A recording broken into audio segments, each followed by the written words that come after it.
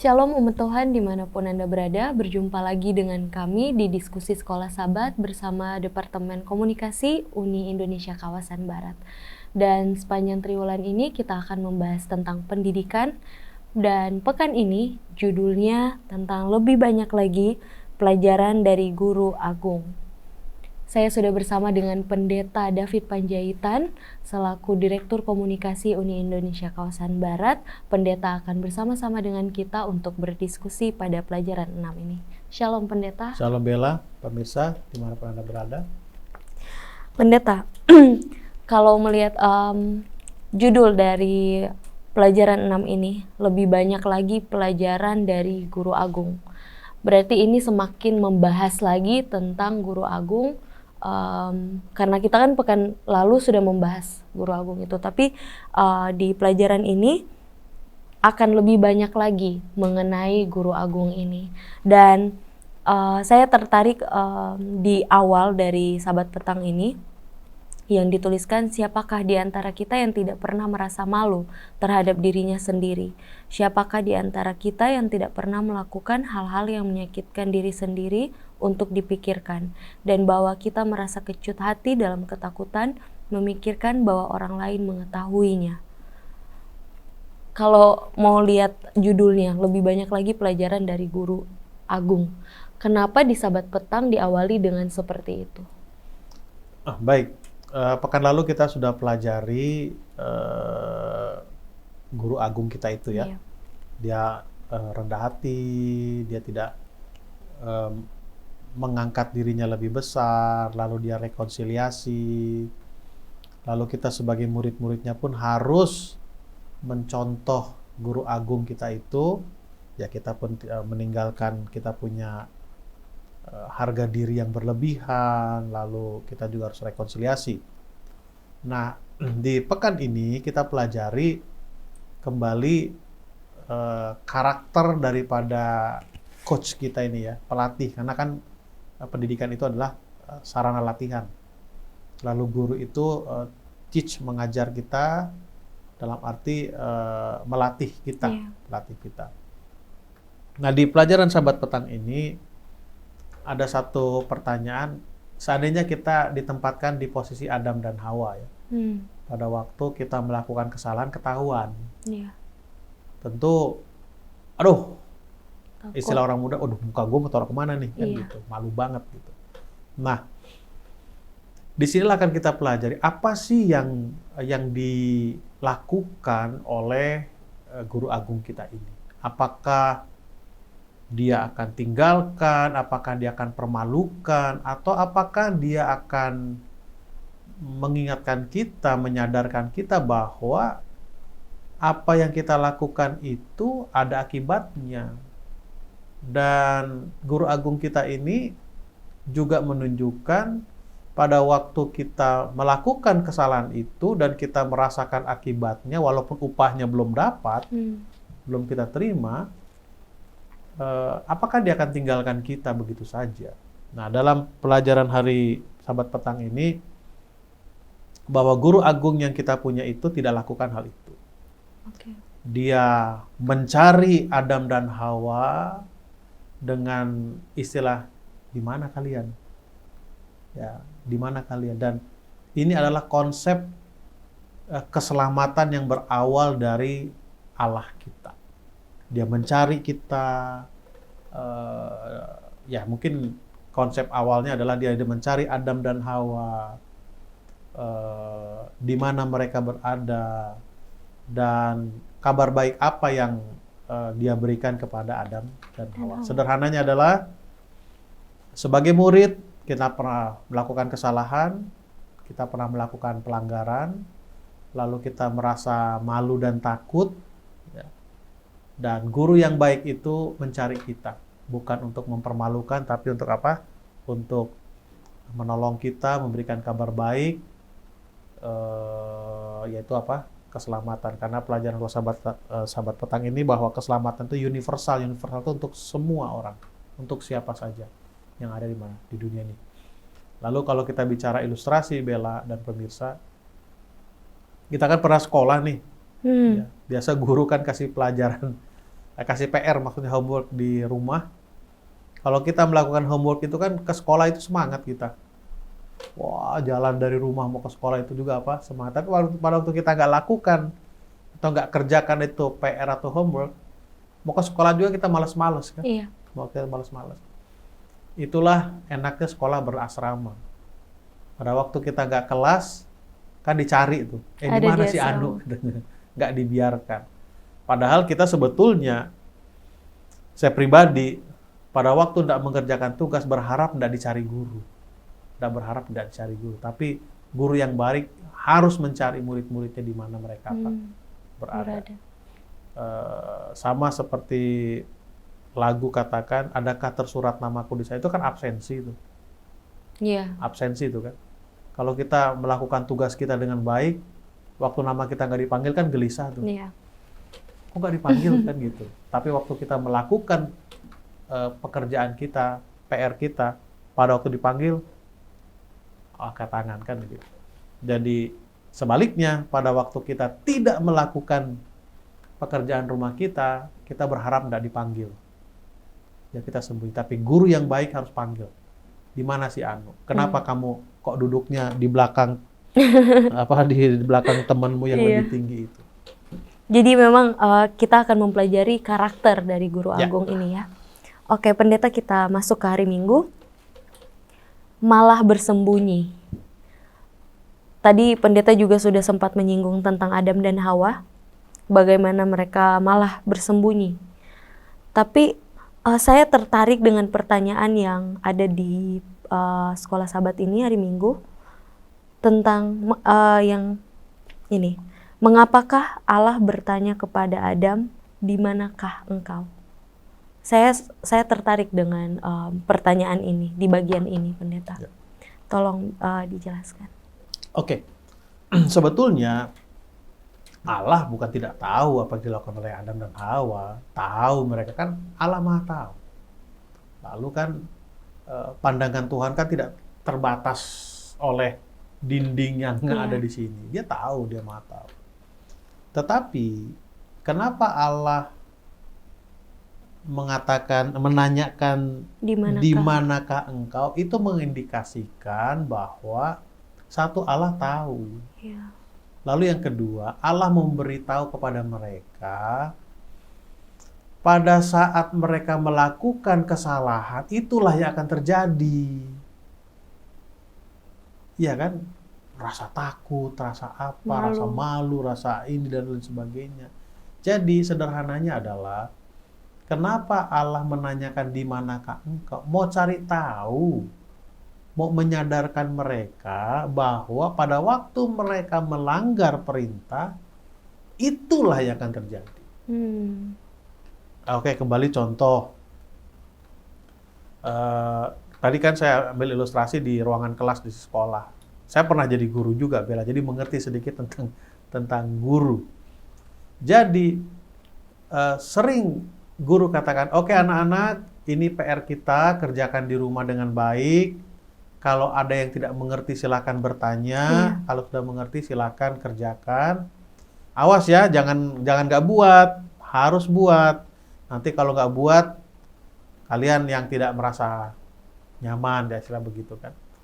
Kan murid-murid nggak ngerti apa sih istilah tidak nyaman kalau nggak buat, kan nggak ngerti mereka. Dan mereka juga nggak ngerti apa sih enaknya buat. Iya. Kan begitu, mereka nggak ngerti. Nah, kita anggaplah kelas itu terbagi dua. Kelompok orang yang lakukan dan kelompok yang tidak lakukan. Kan panggilannya sama, absennya kan sama. Contohnya, Bella, di mana kamu? Iya.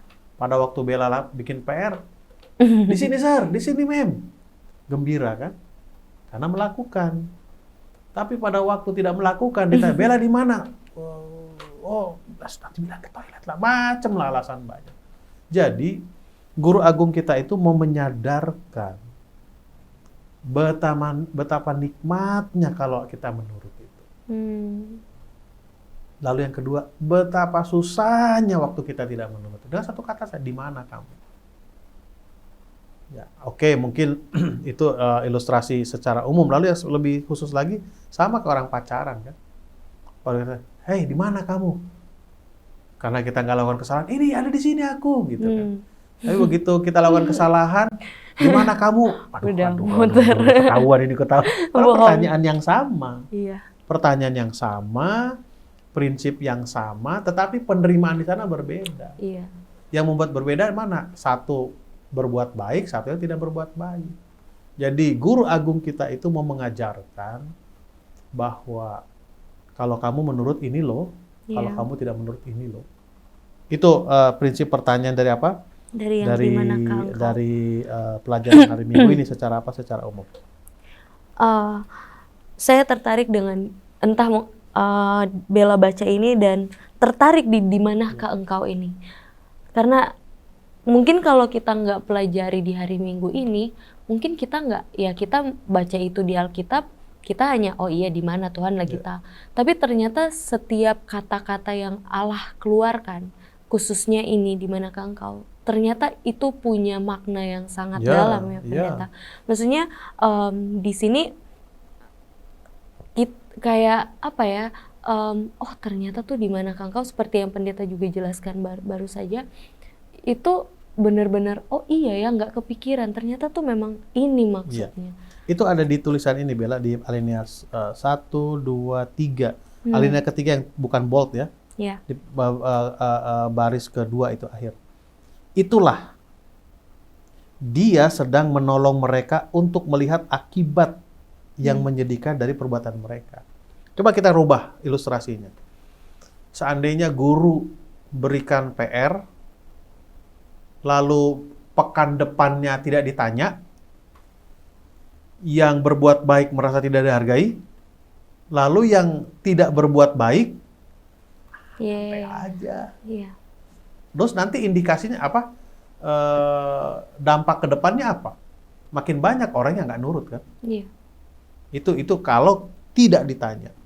Tapi dengan ditanya dan dicari, justru akan berbalik. Yang berbuat baik akan merasa senang, akan dihargai. Yang tidak berbuat baik disadarkan bahwa mereka tidak berbuat baik dan ini akibatnya. Lalu mereka akan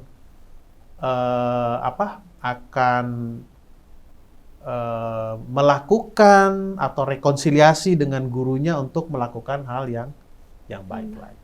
Saya tertarik untuk sebelum kita pindah hari, yang bagian bawah nih pendeta. Dalam cara-cara kita sendiri, kita juga telah melakukan hal yang sama. Dan Yesus datang untuk menyelamatkan kita. Karenanya pertanyaan di manakah engkau juga bisa ditanyakan kepada kita. Yakni di manakah engkau dalam dosa dan kesalahanmu dalam hubungan kepada Yesus. Puji Tuhan sekali ya, dengan kata di manakah engkau. Sebenarnya Bella sendiri secara pribadi pun seperti ditegur dengan pembahasan di hari Minggu ini. Oke pendeta, kita pindah ke hari Senin. Melarikan diri. Melarikan diri. Setelah mereka bersembunyi, akhirnya mereka melarikan diri ya pendeta. Dan kenapa mereka melarikan diri? Karena kan kalau di hari Minggu sudah dijelaskan bahwa Tuhan sudah tahu, gitu. Tuhan tanya di mana. Tapi kenapa mereka tetap melarikan diri? Jadi kata mereka di hari Senin ini Yakub, sebetulnya bukan Adam dan Hawa, Bella. Jadi kalau kita ingat cerita tentang Yakub, bagaimana dia bersama ibunya, mamanya lah ya, bahasa modern sekarang, maminya, bahasa modern sekarang, kerjasama untuk membohongi bapaknya. Membohongi apa? Membohongi agar berkat kesulungan itu menjadi bagian Yakub bandingkan daripada menjadi bagian siapa? Esau. Nah, di peristiwa Adam dan Hawa, pada waktu mereka melakukan kesalahan, mereka kan sembunyi. Nah, di peristiwa Yakub, pada waktu Yakub melakukan kesalahan, yang dilakukan bersembunyi dan lari. Kembali pengalaman sekolah, mungkin Bella pernah alami atau teman-teman Bella pernah alami, Bella lihat. Pada waktu murid tidak mengerjakan pekerjaan rumahnya, di mana biasa nongkrong? Kantin. Iya kan, Brin. Ya kan? Artinya lari gitu loh. Lari. Tetapi, ini menariknya. Tetapi, di kantin itu kan ada juga guru-guru yang Iya. lain. Ada juga bisa jadi tulis-tulisan di situ. Apa? Rajin pangkal pandai, Iya. hemat pangkal kaya. Kan ada itu kan tulisan-tulisan. Bisa jadi gara-gara itu, ya juga ya. Ngapain juga aku kabur nggak bikin PR ini kan gitu. Nah, itulah yang dialami oleh siapa? Oleh Yakub. Yakub. Jadi waktu dia lari, dia udah capek lari. Bayangkan, saya tidak tahu apakah Bella pernah buat salah. Teman-teman yang saya pernah buat satu kesalahan waktu itu Bella. Waktu SMA, saya ingat kelas 2 SMA itu. Kami ada eh, nggak usah dicontoh lah ini ada seperti tawuran lah dengan adik kelas, kami kelas 2, mereka kelas 1 SMA. Jadi sudah rame di sekolah itu, lalu saya dengan teman lari dari sekolah. Lalu saya bilang, ngapain kita lari? Toh besok juga ketangkep kok, kita udah balik lagi ke sekolah lah. Jadi saya maksud, saya bisa rasakan bagaimana perasaan Yakub waktu lari, dia selari sekencang-kencangnya, lari kalau bisa jauh-jauhnya. Dia merasakan bahwa Esau itu sudah dekat dengan dia. Tapi kita tidak tahu, jangan-jangan Esau di rumahnya saja tidur-tidur dia. Tapi perasaan dia lah yang membuat dia menyakitkan. Jadi dia udah capek, lalu dia istirahat untuk tidur. Lihat, Yakub ini orang yang, saya pikir orang yang cukup tenang. Kenapa? Dia nggak bisa tidur kalau nggak ada bantal di kepalanya. Orang yang tidur enak kan harus ada bantal di kepalanya, kan baru nyaman. Dia cari batu, lalu dia dapatkan mimpi yang malaikat jalan naik turun di tangga itu kan, dari sorga ke bumi. Dan pelajaran salah kita katakan bahwa tangga itulah yang menggambarkan bagaimana Yesus, Guru Agung kita itu, memberikan satu pengorbanan, mengadakan pengorbanan untuk menyelamatkan. Itu rekonsiliasi tadi itu ya. Itulah kembali pelajaran dari Guru Agung kita itu. Ya, kembali ilustrasi tadi anak sekolah yang kabur di kantin lah gara-gara gak bikin pekerjaan, bisa jadi itu ada tulisan itu tadi rajin pangkal pandai, hemat pangkal kaya. Ya banyaklah di situ tulisan-tulisan. Bisa jadi itu menjadi pengingat dan penyelamat bagi siapa? Siswa yang kabur itu. Dan ingat, oh iya rupanya ya. Mereka harus kembali. Dan yang menariknya adalah kembali ke pelajaran pekan lalu, rekonsiliasi. Rekonsiliasi. Nggak pernah guru itu katakan kepada muridnya yang sudah masuk ke kelas dan bikin pekerjaan rumah, kamu kan yang dulu nggak bikin pekerjaan rumah itu kan? Nggak pernah itu. Nggak pernah itu bilang. Dianggap yang lalu itu sudah berlalu, maksudnya yang lalu sudah berlalu, dianggap dia tidak pernah melakukan kesalahan, dia kembali menjadi siswa yang baru di mana? Di kelas itu. Begitu juga dengan guru kita ini.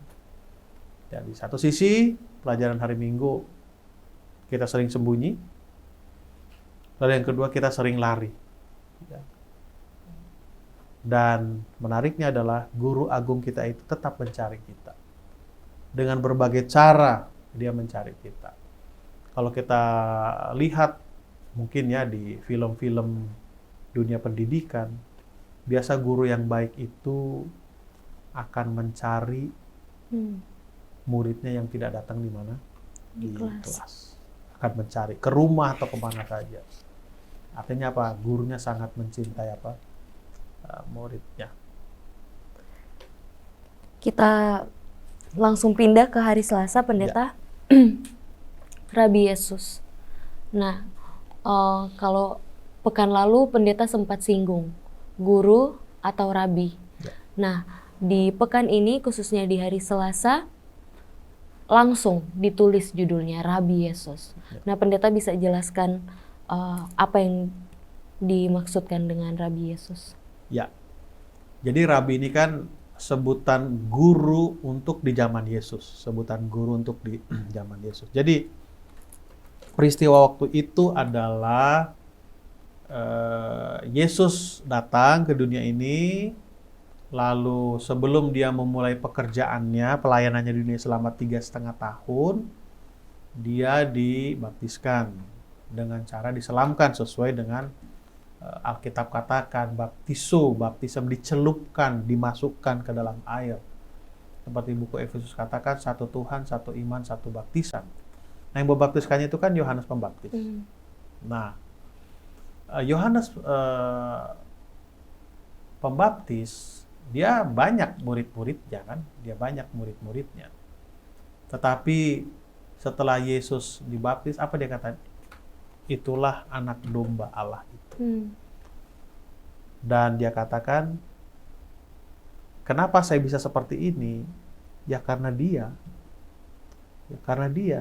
Sebetulnya saya tidak layak jangankan saya membaptiskannya, memegang kasutnya pun saya tidak layak. Tetapi dia datang ke dunia ini, lalu dia dibaptiskan, dia menjadi seperti hamba, dan kan Yohanes Pembaptis kan ditawan kan, bahkan dia dipenggal. Apa yang dikatakan? Biar dia bertambah-tambah berkurang-kurang, kan itu yang dikatakan oleh dan murid-murid Yohanes Pembaptis pun cerita sama Yohanes, wah itu gimana itu? Ya kalau memang ajarannya seperti yang Allah ajarkan, ya itulah dia. Waktu dia di penjara, bahkan Alkitab pun mencatat Yesus tidak pernah kunjungin Yohanes di penjara kan? Iya.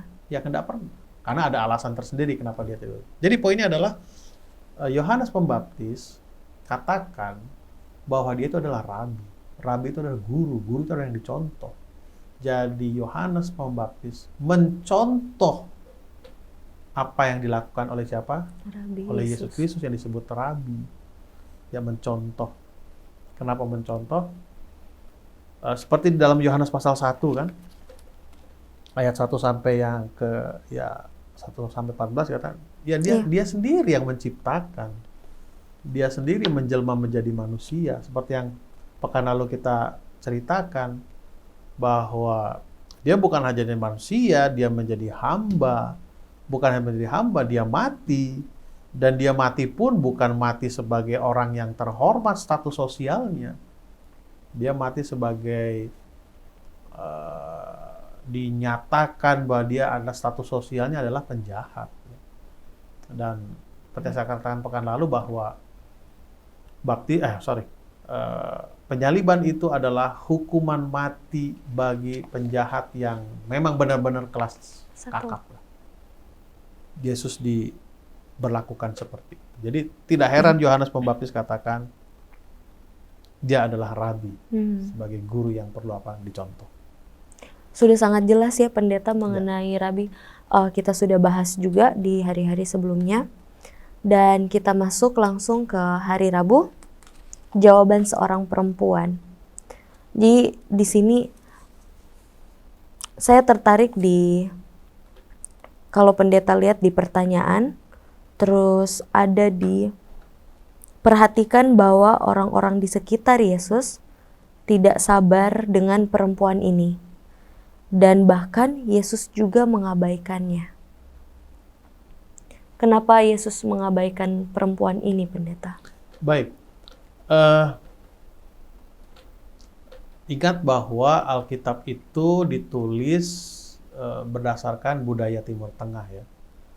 Budaya di Palestina sana. Dan budaya di Palestina sana itu tidak jauh berbeda dengan budaya kita. Ya, dengan budaya kita.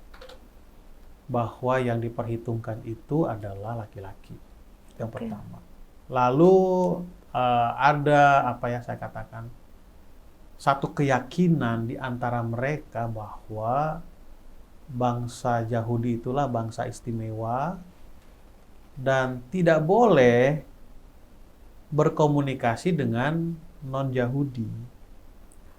Ya, tidak boleh berkomunikasi dengan non-Yahudi. Nah, pada waktu itu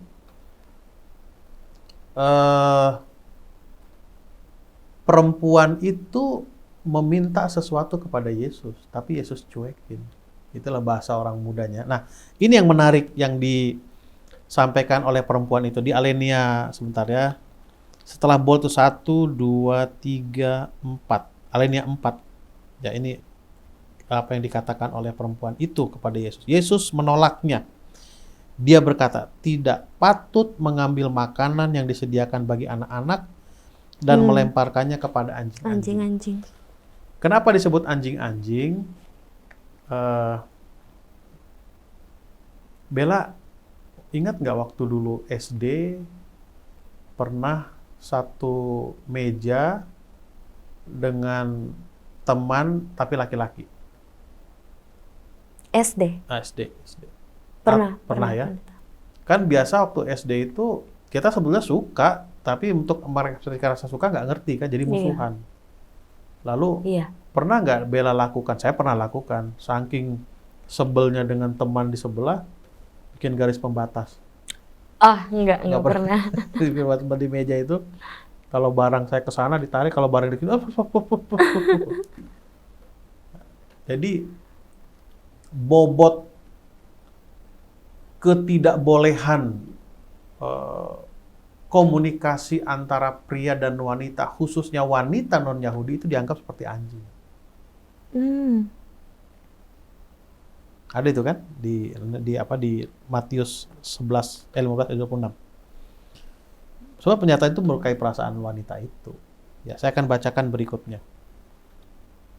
Dan kemudian sesuatu yang luar biasa terjadi. Dia kemudian merespon tidak seperti halnya orang-orang Yahudi yang tidak pernah menganggap anjing-anjing itu sebagai hewan peliharaan.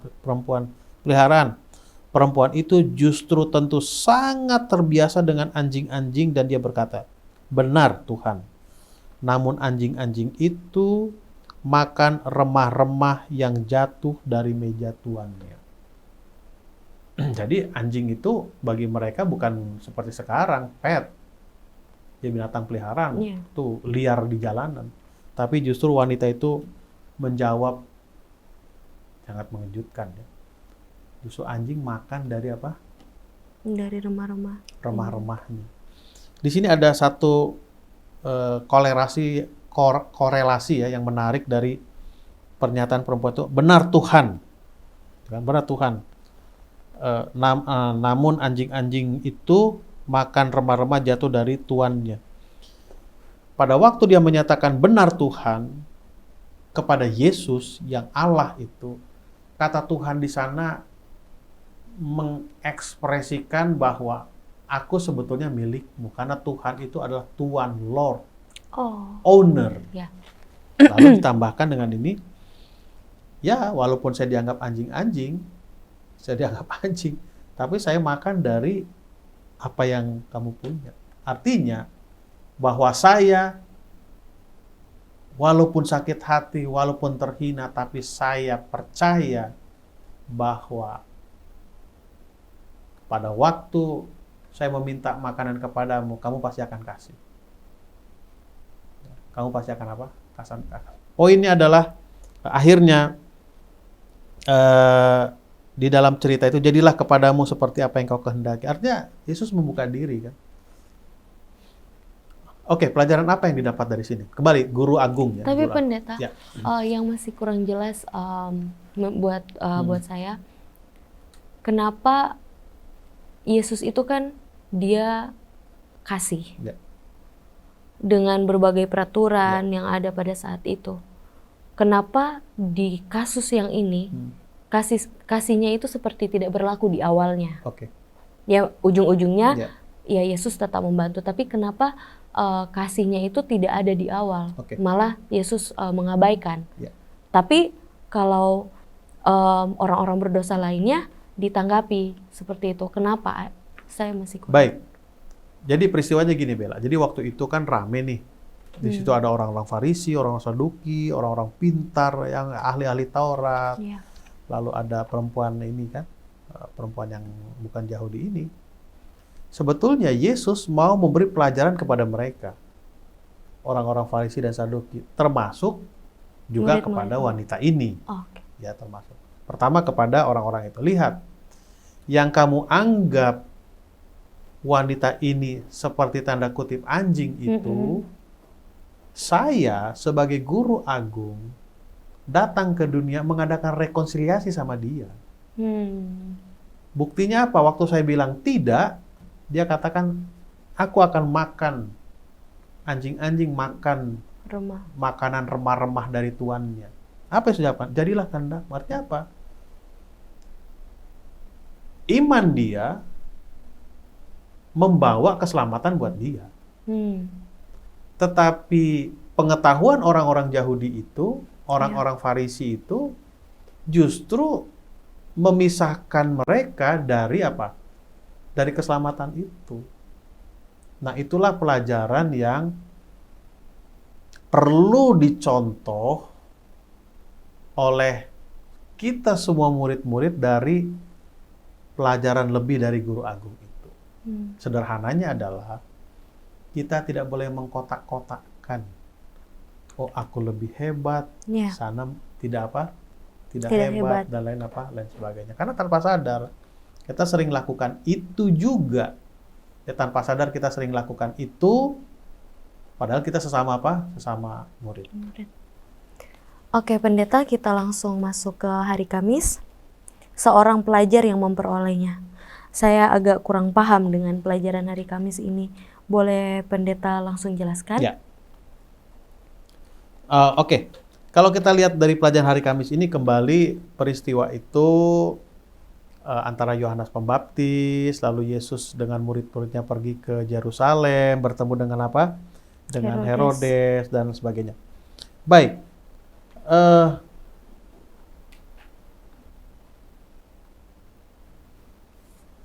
Jadi, waktu itu, dan ini manusia sekali ya, murid-muridnya itu sangat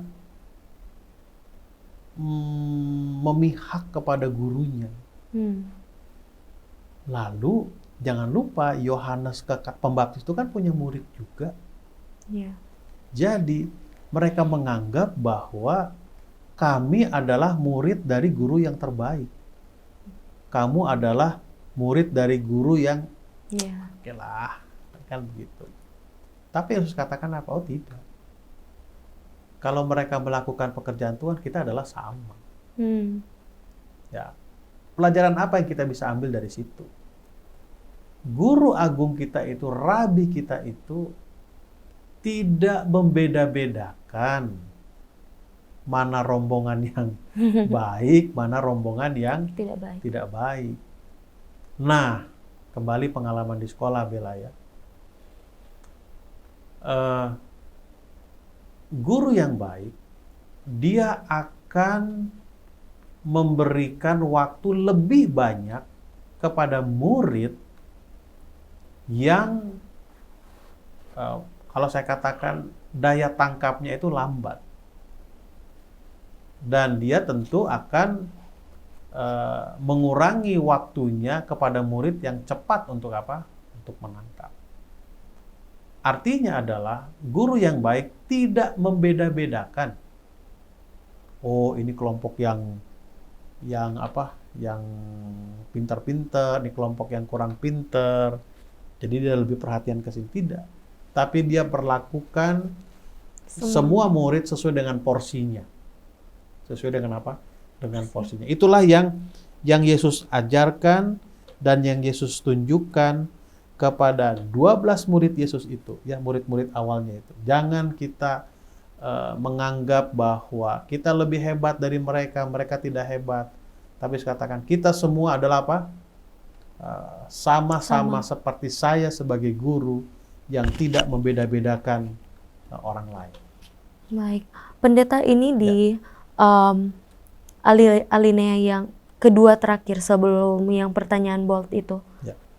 Bartimeus. Kenapa di sekolah di hari Kamis ini diangkat cerita dari Bartimeus ini?